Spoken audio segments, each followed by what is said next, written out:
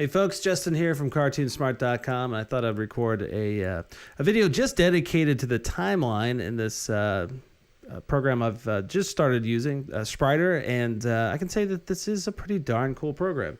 And there's actually not enough Spriter videos out there that were recorded on the Mac, so hopefully for all you Maxsters out there, this will help you out a bit. One of the main reasons I got interested in this, and this is kind of a shameless plug, but I think if you're getting into using this program, you should know this.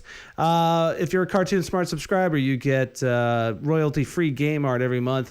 Pretty much everything character-related that we have has been animated in Spriter, and you actually get the Spriter source files as well, so that's one of the things that I'm playing with. Right over here, and this guy, he's coming out in the month of December, and doesn't he look like a good Christmas guy? All right, so let's play around with this a little bit. So you're probably, if you're coming from an animation background like me, with Adobe Animate or some of the other Adobe products, you might be thinking more in terms of frames, not milliseconds, and that's what this is initially kind of defaulting to over here. So you can see that our current time is at 0, and then potentially we have 1,000 increments between there to work with. Okay, the 1,000 refers to the 1,000 milliseconds in 1 second. Okay, so our timeline is really only set up for 1 second right now, and we could change that at any time, right? We could basically bump this up to 2,000, and if we had animated anything else on here, we could stretch that out, or we could just take this off and then just apply a new length to it. You might not see it right away, okay, but it does actually stretch over that way. Hold down the command key, okay, on your keyboard. I'm using a Mac trackpad, so all I'm doing is just, I got 2 fingers, and I'm just kind of scrubbing back and forth.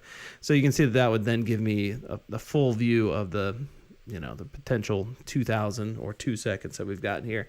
I'm going to actually set it back to 1,000 because I think it's a little bit easier to talk to you guys about that. So, again, this is not something I initially embraced, but now I kind of have. I get why they've done that. One thing you can do if you want to kind of, I don't know, get it back to maybe a more Adobe-like version, you can click snapping on over here, and you'll see that now we've got basically just kind of 10 units, right, for frames to be animated within. So so the timeline is going to snap to these, and so you can see that little red line is moving along there. And then if you really kind of don't want to do the millisecond math in your brain, it's not hard, but you can go over here to snapping frames, okay, and click on OK, and you can see now we've got 1, 2, 3, 4, 5, and 6, and so on like that.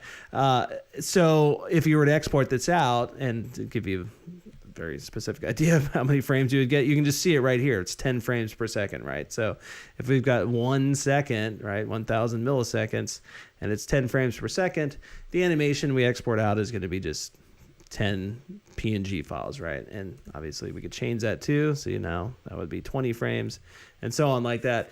And they've done a really good job, I think, of making it easy to extend the length of an animation. So for example, if you were to look at one of these other ones that's already been created, kicking, right? And let me take it back down to, see, now I'm getting kind of used to the milliseconds.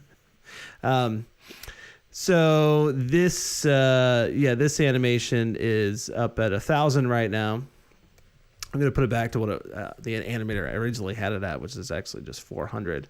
So I'm going to click on stretch keys, apply that new length, and now we're back down to 1,000 for this kicking animation. And by the way, if you need to recenter things, just hold down the space bar.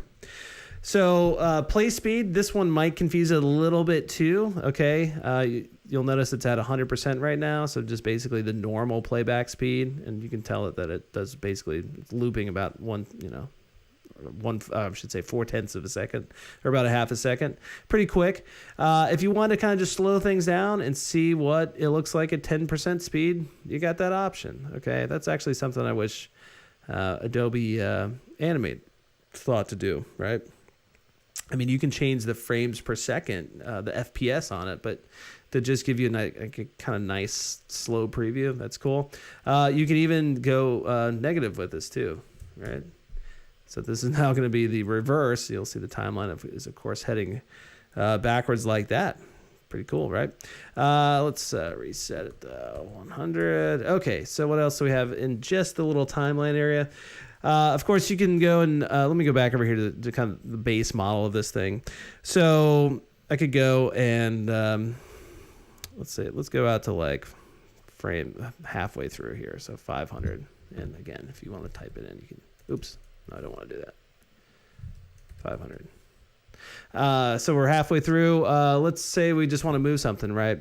Well, I'm going to lock up the sprites so I can't actually move these sprites around, right? You can see I can't select these guys, but what I can do is I can select the bones that move them, okay? And we'll have to do a whole other video about setting up the bones and everything. But look, all right, so now I'm just moving his head. You know, this guy's going to a rock concert, right? So he's just kind of nodding his head back. Not even really that into the music, is he? And you can see that when we did that, it put a little keyframe over here. If you wanted to, you could always go and maybe I should have snapping on. And maybe it won't let me do snapping on. Maybe I need to be at one of those frames for. Oh, there we go. Main thing I'm trying to show you guys is that you can just key everything at one point. Here, let's type in 500. So we could key all of these elements, right? Or we could undo that and just find, one at a time. Key selected. Of course, I didn't actually move that one, so there's really no point in doing that. You guys might have noticed that when I kind of came up next to one of these keyframes, it shows this little purple line over here. What you can do is you can, again, on the Mac, if you got the trackpad, tap with 2 fingers. I'm assuming this is probably a control click or just a right click with a mouse that's got 2 buttons. And you can see your kind of easing options. So linear is just it's kind of a straight interpolation from one frame to the next. So basically wherever this skull was at, previously to where it's at now. But you can go in here and do your kind of your custom your easing and everything like that. Instant would just be there's no movement between frames. Generally, you're probably not going to want that. So then you can see over here that this gives you this, got your curves over here, right, to kind of curve things. So it's a little bit slower in the beginning, right? Move it up here. And slower at the end, right? So just to give you an idea of what's going on with that. I guess you can go even further up.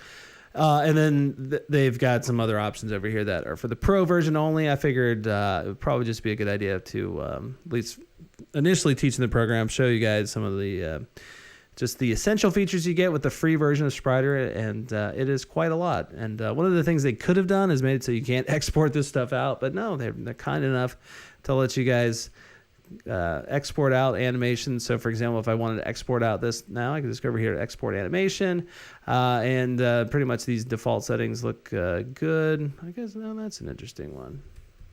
Ooh, whoops, we don't want that 10.